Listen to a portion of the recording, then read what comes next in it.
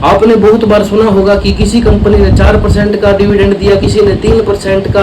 तो यह डिविडेंड होता क्या है, आइए इसे समझते हैं। जब कोई कंपनी प्रॉफिट अर्न करती है तो उसके पास दो ऑप्शन होते हैं।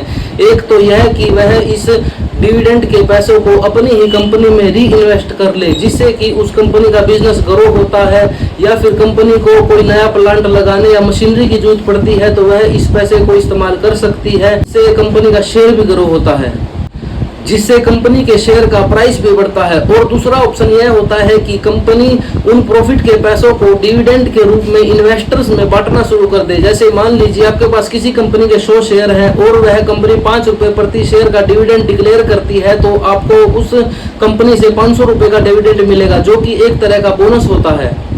अब कुछ इन्वेस्टर्स को लग रहा होगा कि डिविडेंड जितना ज्यादा हो उतना ही अच्छा है, जबकि ऐसा बिल्कुल भी नहीं है, क्योंकि डिविडेंड देने के बाद कंपनी ग्रो नहीं कर पाती और जिससे शेयर का प्राइस भी नहीं बढ़ता। और अगर हम किसी कंपनी का पास्ट देखकर उसमें इन्वेस्ट कर रहे हैं कि यह कंपनी 10-15 साल से कंटिन्यू डिविडेंड दे रही है तो आगे भी डिविडेंड देती ही रहेगी, जबकि ऐसा भी बिल्कुल नहीं है, क्योंकि यह टोटली कंपनी के प्रमोटर पर डिपेंड करता है कि वे डिविडेंड देंगे या नहीं देंगे।